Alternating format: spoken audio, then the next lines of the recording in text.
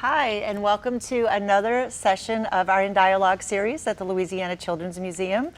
We are so excited today to have Jabari Carmichael joining us. Jabari Carmichael is an explorer, a storyteller, and a creator, and he's going to talk to us today about cultures and diversity. So a little bit about your past, Jabari, welcome. Thank you. Is that you are one of the founders of Grow Dat Youth Farm, our neighbor right down the road.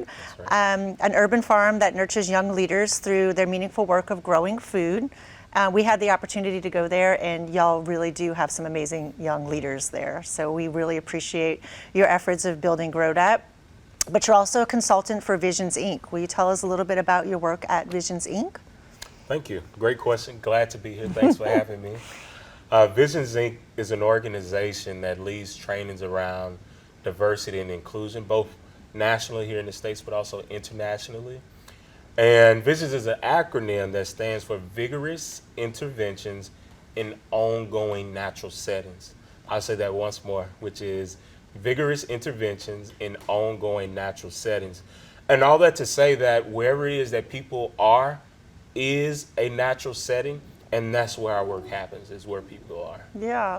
So we met you through our work. LCM had a Visions presentation, and the way that you presented was so natural and organic to us that we thought, well, you should be talking to parents and caregivers in our In Dialogue series.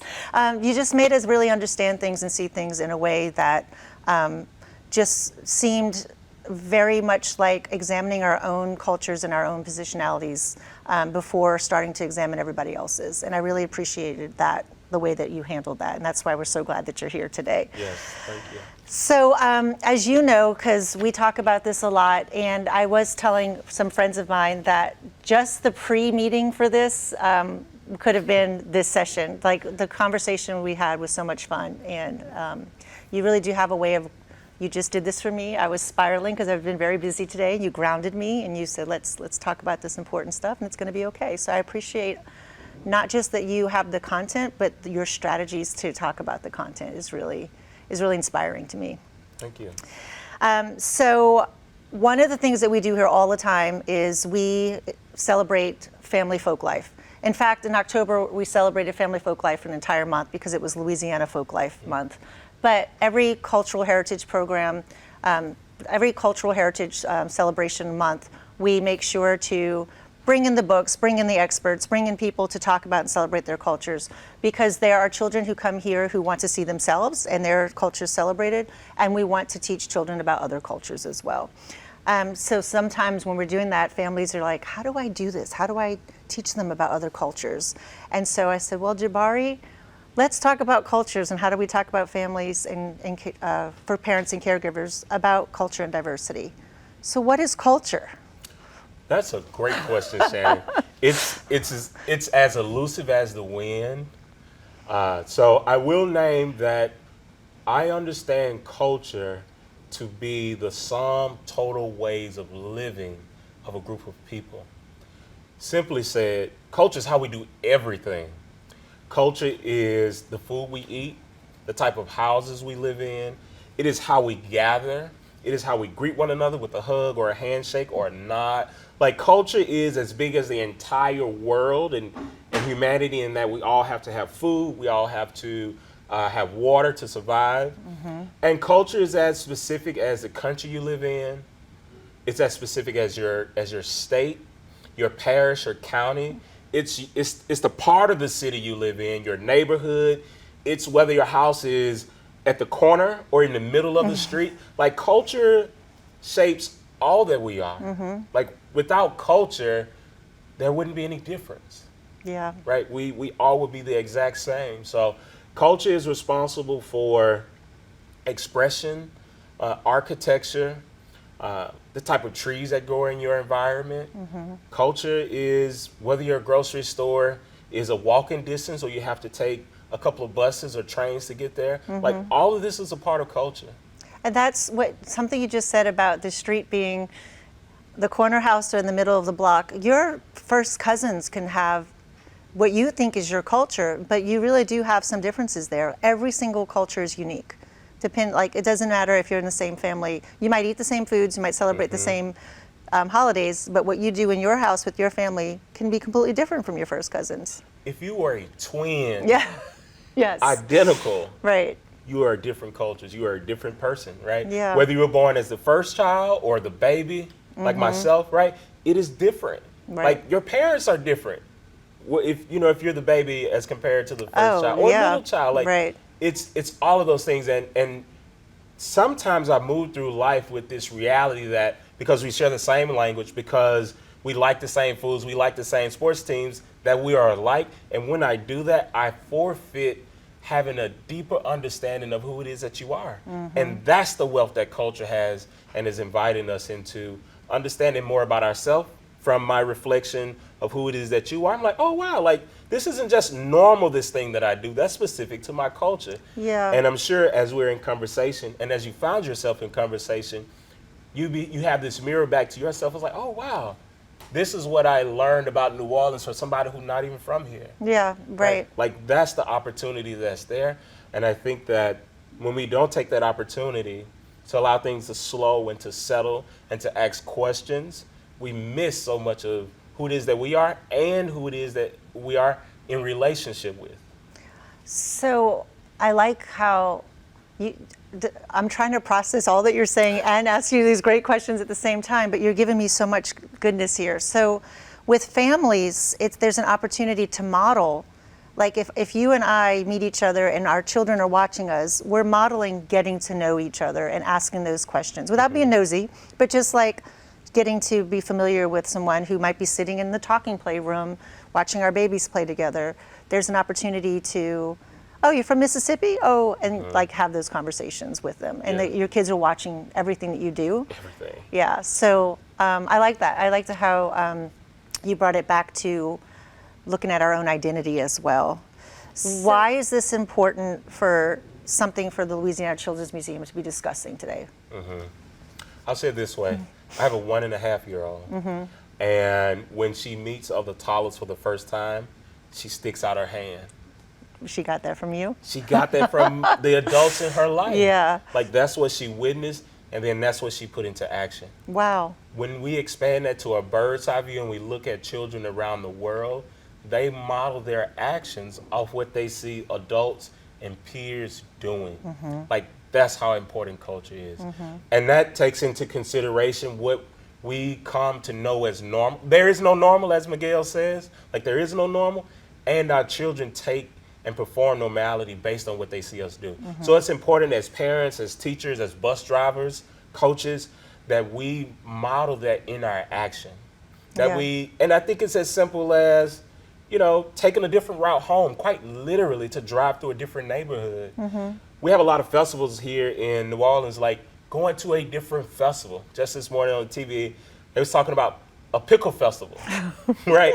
Like, I'm like, oh wow, I never heard of a pickle festival. Of like, course. there's something to learn there. Yeah, yeah. Right, so like, where I- did this come from? How did this start? What cultures are? Right, yeah, yeah. right, because that's the whole science of preserving food. Yeah. Right, and particularly in winter months, when there was no refrigeration. Right. Right, so in pickling, we can span time. Yeah. And culture has that opportunity to allow practices and norms to be passed on to future generations. Like I'm sure there are things you do, maybe even in how you walk or how you sit, that someone performed that or did that you never met. But somehow it's in you. Yeah, absolutely. And I think that you just brought up a great point too. We celebrate so many things here. We have so many festivals and we love to go because they're fun. We can dance, we can meet new people, we can model for our children meeting new people, but also taking a moment to remind your children why were we celebrating Treme? Why are we celebrating Gentilly? Exactly. Like the neighborhoods and the cultures that we're celebrating. So there's a responsibility for us as parents and caregivers to learn a little bit about some of these fun things that we're doing. Jazz Fest, what's jazz about in New Orleans? Like, and giving that education to the kiddos so the kiddos can be like, oh, I live in a really cool city. I didn't realize, not just going for the fun of it, but going for the educational part of it too, and making sure that passes down to your children. Exactly. That's like doing a little homework. Right, without it being homework. Right. I think culture, just to name this, which is that culture isn't always accepted. Okay. And today we celebrate Jazz Fest, and Treme Fest is, really exciting, and it should be. It hasn't always been that way. And so today, when we see the kids doing new things, so to say, like as older people and adults, we need to be aware that culture is something that's always changing. Yes, good point. And so when I sit back on my heels and my laurels of what's right and wrong, I have to understand that there is a new time now. And it doesn't cost me anything to try on this new culture, to listen and to hear, to learn new dance moves. There's always a new dance, all right? Like, that's one of the ways that we have this intergenerational passing and transfer of knowledge, not just from adults to younger folk, but from younger folk to adults. And I think sometimes we miss that. Because, like, well, we didn't do it that way. Like, Yeah. that's crazy. Why you wearing your pants backwards or whatever? I think it warrants more openness from those of us who have become comfortable in our way of being. And takes slightly more time. So we talk here all the time about ways that we can encourage parents to be in dialogue with their children, but it's definitely a skill to be in dialogue with other adults. Yes. And not just having your agenda or what you want to say next, but actually listening. There's a pedagogy of listening that we talk about here all the time. And it's really important to make that time and just ask that question. Or, if I just ask you questions I think I already know the answers to, I'm not getting the same rich material if I ask you open-ended questions and really want to have a dialogue with you. So, Yes. with that said, well, go ahead. It's impossible to learn what you think you already know. True. Because I shut my mind off to it. Right. And I'm like, okay, this person just talking. Then I'm just waiting for you to finish so I can say what the next important thing is. Right. Right. And so I think that I've been really humbled by that reality and working with teenagers and people from different cultures and backgrounds than myself, because I realized that whatever information that I have about a group that I'm not a part of, right, that I didn't get from a member of that group, that I've gotten secondhand. Yeah. Yeah. And if somebody's telling a story about Jabari secondhand, it might not always represent how I see myself or the reality of who I am. So I think it's important that we have these close ties, right, with difference and individuals that appear different than who we are, even when they look just like us. Right. Because I can say, oh, well, we the same, we're both black men. There's a world of difference there. Oh yeah, you made that point at our session upstairs, and I remember it was like, that's really important for us to go. What's the next level? What's the next layer there? Yeah. So that brings me to when you and I were talking about what is your culture. So if I asked you that, what is your culture? What are the first 5 things that you identify with? I will say I'm a country boy. It's my hat. That's a great hat, by the way. Thank you. Yeah. I am an explorer. I don't feel many bounds when I'm walking throughout the earth. I feel like anywhere I am is a place I belong. I would also name myself as a caring and passionate person. And not just to people who I care and am passionate about, but about people in general. I'm a good listener. I like to think that I'm a good listener. Had to reflect it to me. But if you were to ask me this question 5 years ago, 10 years ago, I'm like, I don't know. I don't. What is culture, right? So even the concept and the word and language of culture can seem distant. I just say, well, this is the things I do. I go to church on Sunday. I go to football games on Friday night, right? We get up and watch the car on Saturday morning. And what I'm naming to you is my culture, right? Like where I grew up in Mississippi, there were, my brother, my sister, my nephews, all my cousins live nearby. Like that's a particular type of culture. Yeah. And while not everyone or every family can replicate that proximity and living amongst extended family, we can have connection to people.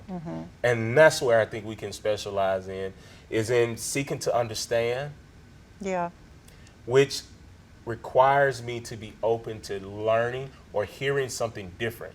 Because I have a track in my mind that's on play always of how I've been taught things are.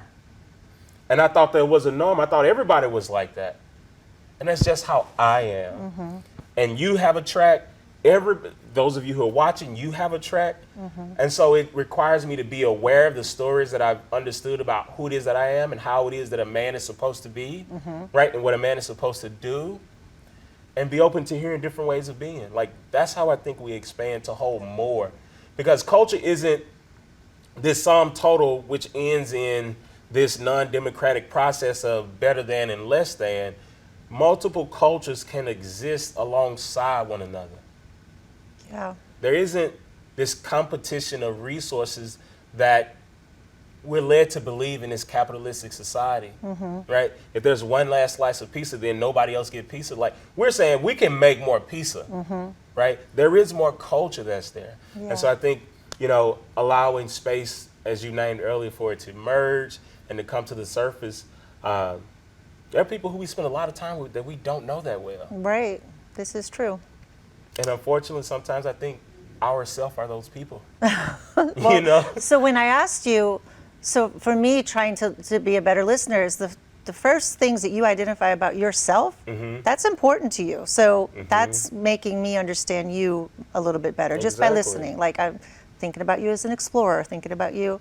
And then you also made this point of not being, and maybe you didn't say it this way, but what I was thinking is not being trapped in the cultures that you think are that track in your head, or you think that your family has given you, therefore you must do it. But there are a lot of new families that come here, and there are opportunities to take what was good about the past and replicate that if you want to, or examine your own values and figure out what you want your family culture to be from this point on. And I think that's something that do you have advice for new parents on, maybe it was all good and you want to replicate it? I think when we were talking earlier, you said it would be great to talk to their parents. Yes. Tell me about that. Yes. Yeah. I would like to invite us into homework of asking our parents, we can go multi-generational with this again, of asking our parents, like, what was important to them growing up. It could be asking your parents what games they played when they were children, and inviting your children or your nieces or your nephews or somebody's child to answer the same question. What's important to you? What games do you like to play? That is a mirror back to us, one of how things are changing. Of course, with technology. Yeah, right. I had my great aunt just passed in September, and she was 106. Wow. What she has seen. The games she played, Right. we were not playing those games. I was born in the 80s, Sega. I love to be outside too, but we had access to technology in a different way than she did in the 20s as a kid. Wow. So we have to be aware, as I say, things are always changing, but the wealth of it, the wealth there is the information that we can gain.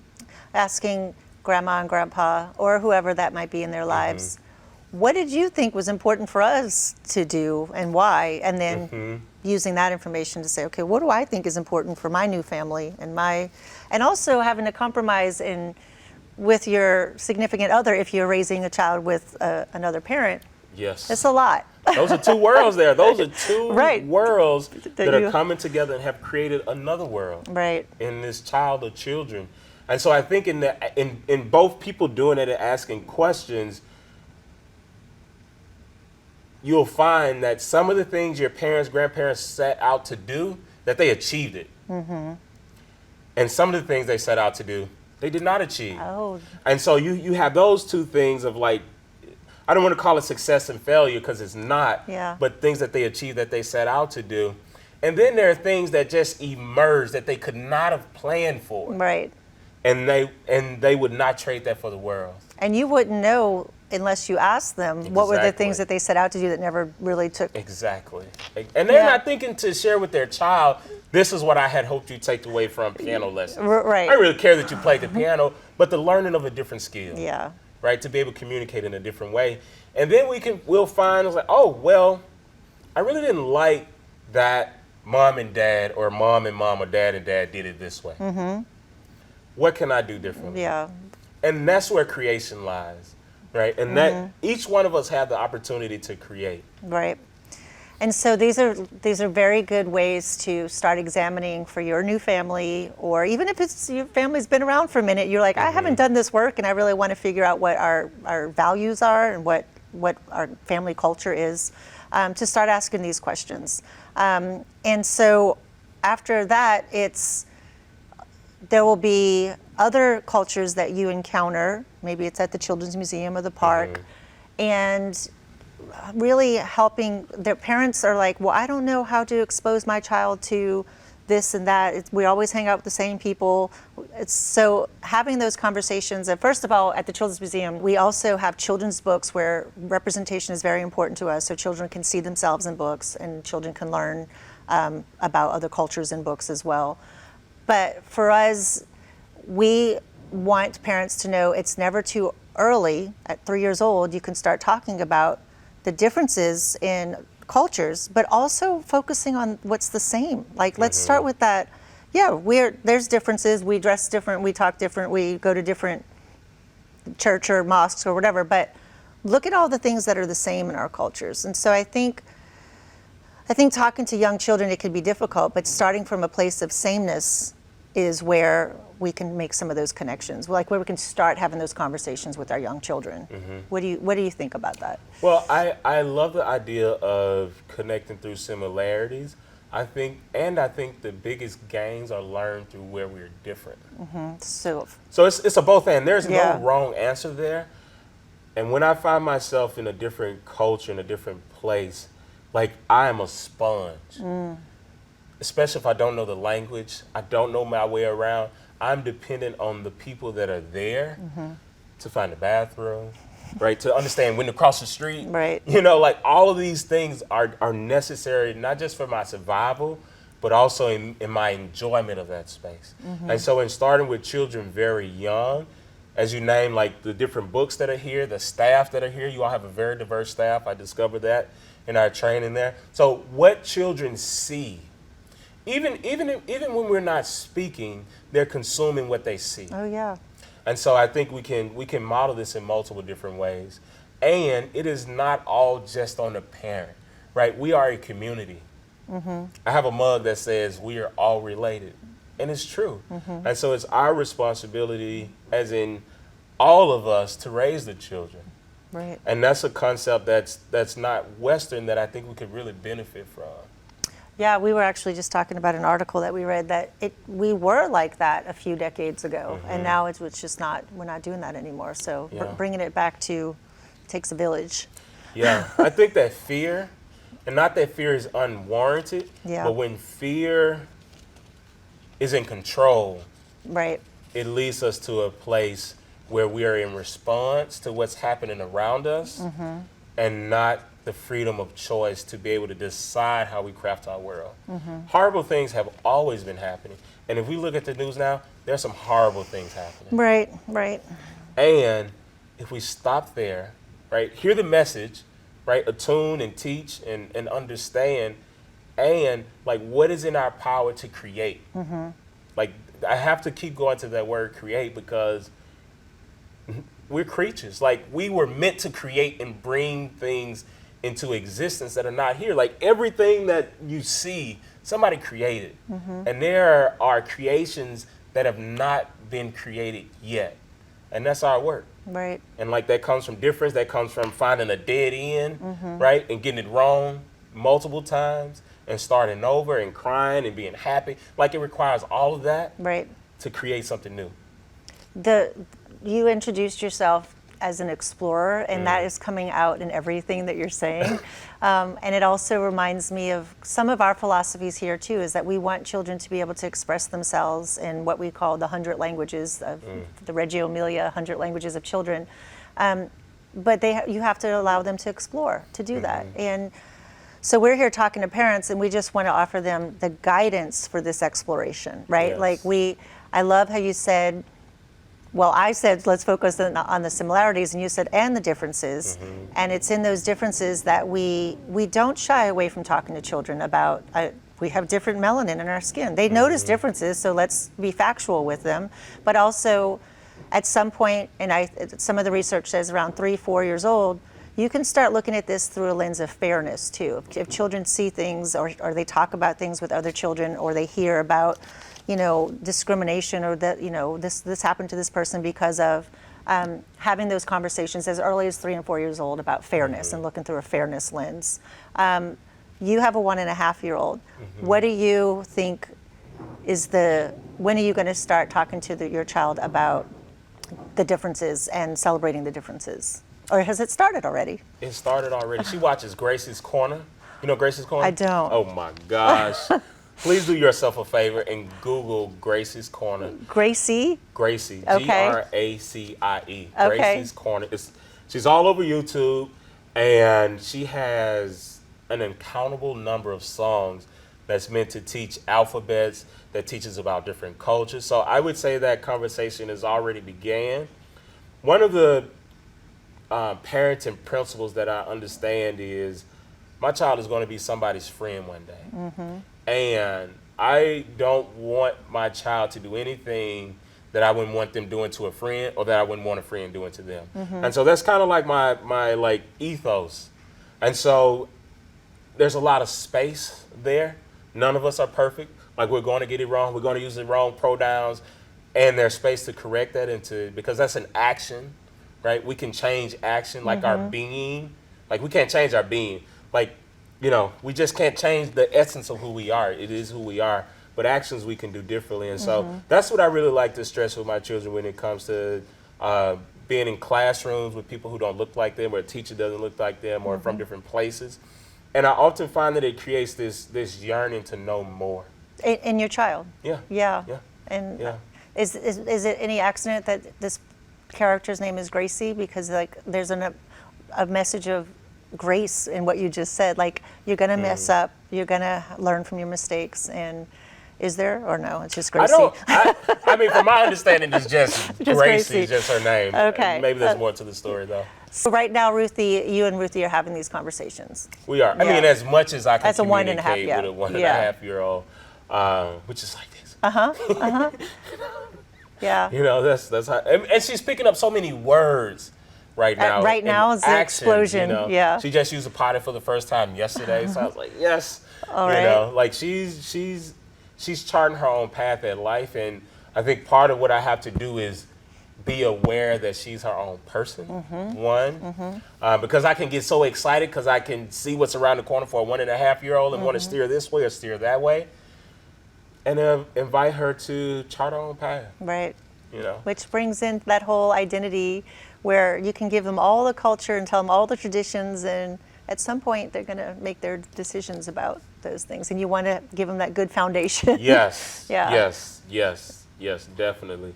And this is part of the conversation that, we invite folks to have with their parents of, like, when I was 3, did you imagine I would be like this? Did you imagine I would have this job? Yeah. Or this many children, or any children at all? Like, did you imagine I'd be living in the country? Like, we can invite this sort of information from our parents, because otherwise it's just stored in their vault of memory. Yeah, and then you can use that to start those conversations with your significant other or yourself as a single parent, and like, how am I going to start thinking about this for my own child as well? Exactly. Yeah. Because, many of us say, oh, well, I'm not going to do this like my mom or dad or whoever did it. That's fine too. And then we're like, oh, I did that just like they did it. So Yes. I think in like asking these questions, it's a reflection back to ourselves. Yeah. Like, it all starts with self. Yeah. And then we share ourselves with the world in so many various ways. My dad's name is Louis, and my mom used to call me Louise when I was acting just like my dad. So questions to consider when families are thinking about setting this culture for their families. And so one of them is, what identities are most meaningful to you? This is something we talked about. So starting there. Yes. And yet, like, you came up with explorer, and that's a good way to start. Like, just examining, who are you? What are your values? What are your identities? And then going from there. Yeah, I think that's a place to start. And just as conversations happen, you can't plan a conversation, just start it. And sometimes there's fear that you might say the wrong thing, or your parents, you might hear some information that's disappointing, and we never know until we start. Right, yeah. So this is an invitation to that you don't have to see the whole staircase to make the first step. Okay. So then it's what type of cultures do you want to create for your family, right? Having that in mind. And what do you want your children to know about their culture? So Yes. again, whether you're going to replicate or you're going to come up with your own new traditions and what's important to you as a family. And what traditions do you want to continue and why? So we'll have those conversations with them. But you said when we talked, because I just loved our whole conversation, how can we teach children about other cultures besides books? Is there another way of making that purposeful? I think that children often invite us into learning, and as parents, we're like, "Oh, no, don't do it that way." You know? Yeah. My mother has a story of when I was a kid. I went to stay with some cousins, and when I came back home, I was eating greens with my hands, and I would take the greens and the cornbread, and I'd make a little ball, and I'd eat it.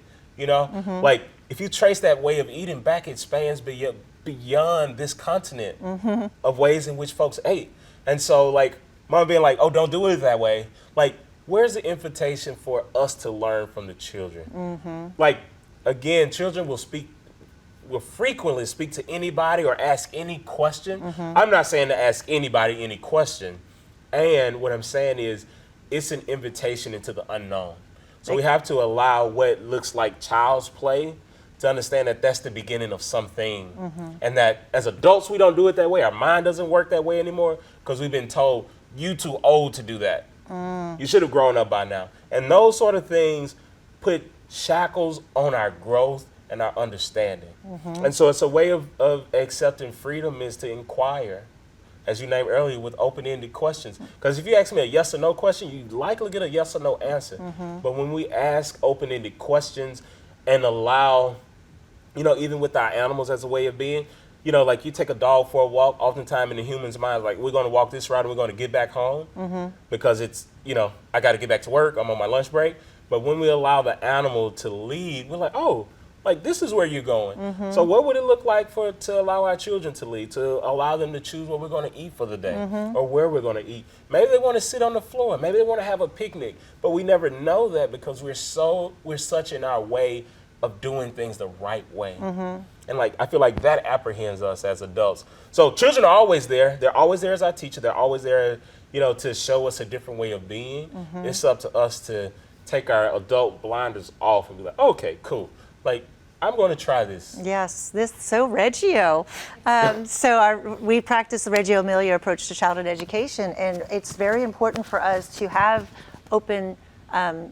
open-ended learning and open-ended questions so that we can hear what they're thinking, and we're listening to that, and we're trying to make that visible for everyone else too, to show everyone children are capable. Like, just stop and give them that, and it goes back to exploring too. You're giving them little room to explore without all of the answering for them or creating schedules for them or making them do things a certain way.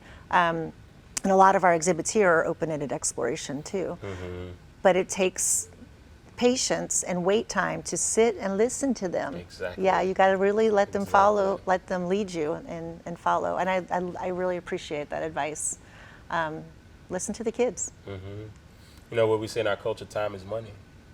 So we ain't trying to waste time because we're trying to make more money. And so that, as you name it, is in conflict with allowing the child to take the time to say the thing and not rush them.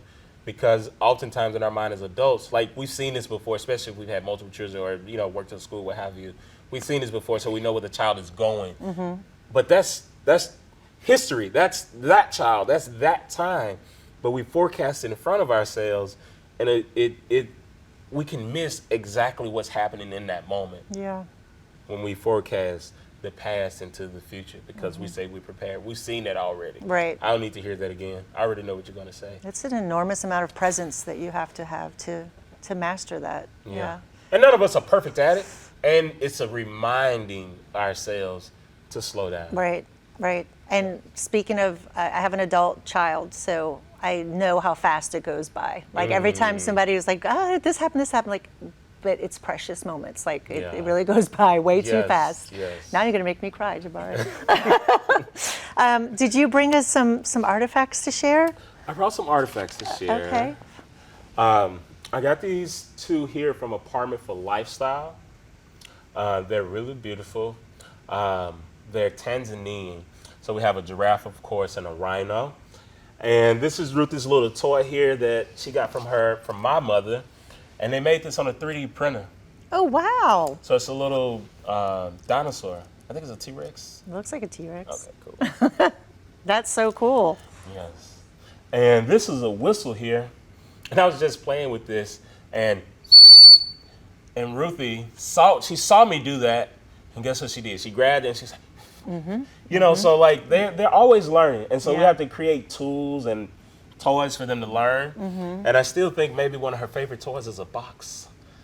She's like, put me in the box, boy. Let's Absolutely. me slid around the floor. So Recycled materials. Exactly. So it doesn't always take a lot of money to create learning opportunities, and especially learning opportunities across difference. Yeah. Again, it's a simple walk. It's saying hello to your neighbor. Right. Like these things that are at our fingertips that we have access to. Is there anything else that you want to add for this conversation that has been so lovely, by the way? Thank you. I know we had some questions, but I think we started to get through to all of that. Yeah, I would definitely invite you all to ask people in your families these questions about what's a part of their culture they remember from when they were children, and inviting your children into that same question. And then it just allow that to spark conversation. Like, I am inviting people always to be in question, even of what is norm. Even if, they've been doing this thing 80 years. Why? And sometimes we don't know the answer Yeah. to the why. It starts with why. Exactly. So ask more questions in life. Good advice. Very good advice. Holly, do we have anyone online that would like to ask us anything? No online questions right now. I've just asked again, but I always end up with a question at the end. Just told you. as you said that we are products and creators of culture, can you talk a little bit as we go into the season of multiple opportunities to explore our culture with holidays, and this is kind of that time of year where we hit that full force. Can you talk a little bit about the creation of culture within families when maybe family members are coming from different points of view, and how you do that, and for some families where if they're choosing to create maybe a culture within their nuclear family that's a little bit different from the culture that they've come from. Great Can question. you offer some guidance for families that are trying to create new culture within their own new families? Yes. I think one, it requires us to know what it is we're inviting. And that requires me to know something about myself. And when it is I set these boundaries for myself of this is how I want to be in relationship with other people, whether family or not, it's my responsibility to teach people how to be in relationship with me. One of the simple ways I see that happening or has happened is taking your shoes off at somebody's house, right? Really simple, right? Maybe you didn't do that or you didn't grow up doing that. I didn't grow up doing that. And now when I get to people's house, oftentimes I invite them to take their shoes off, right? Also, I think the reality is that we're inviting change, and it's said that change is slow And scary. and scary. I don't believe that change is slow. I believe that change is the space from standing in the sun to standing in the shade. And that's not a big space. Like, that's the bridge we're inviting folks to cross. However, for us to understand that that's necessary is what takes the time. We knew people were equal, and still folks in this country and the founding were not considered human. We had a civil rights bill in the late 1800s, and later we had to create a new one. There wasn't anything that happened in that span of time from the late 1800s to the mid 1900s that set some people as being different, right? Like, it was people's awareness, people's minds. They would have to create a new law and create a new law. What we cannot legislate with law is people's feelings. We can share a book. People can be enlightened. We can invite people into a different action to perform. There's information there. But when it comes to the heart, that's a special matter. And I think with family, it's especially true because there are a lot of feelings there and a lot of understandings that we've come to that are not always expressed. Like some of the information is social, like we hear the message, and then there's a psychological message that below the surface of the water that's being communicated at the same time. We have to understand that not everybody is going in the direction that we're going. And that's okay. But we must understand like where we're going, and if family ain't going there with us, that's okay, but this is my boundary. This is how we understand things to be in our family. We're not getting any more, well, I guess we are getting more family, but the family that's already here, they're our family, Right. you know? I am responsible for the relationship that you have with me. I love that. Yeah, and how you treat me. That's right. And if I have this new family and these are our values, I have to be strong within my unit to say, I hear you, Uncle so-and-so. This is who we are. Right, Yeah. right. That's hard, but it's Yeah. not impossible. It's not impossible, and, you know, it's possible to learn a new way. I'll say it that way. Yeah. It's possible. And, you know, for me, with my enlightened self and my diversity and inclusion hat on, you know, I do this every day. I'm like, okay, you need to get this now. Right. And I'm like, I'm going to, you know, just get out of here, you know. And we must understand that the understandings that people have had, that they've had them, and they've built their life, their success, everything on those principles. That's not to say that that's right, and that inviting them to a new practice, like I feel like that takes time. Like as I named earlier with the getting the pronouns right, like that's a new practice for me. Sometimes I get it wrong and I'm corrected. And we have to be open to being corrected.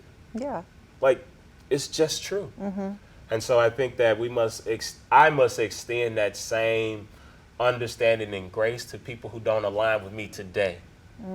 Because that doesn't mean that they won't go through their own transformation and be changed tomorrow. Right. If they listen. Yeah. If they're willing to have the conversation. Yeah. Yeah.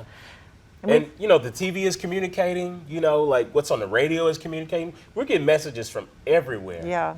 So I'm not the only person responsible for their change.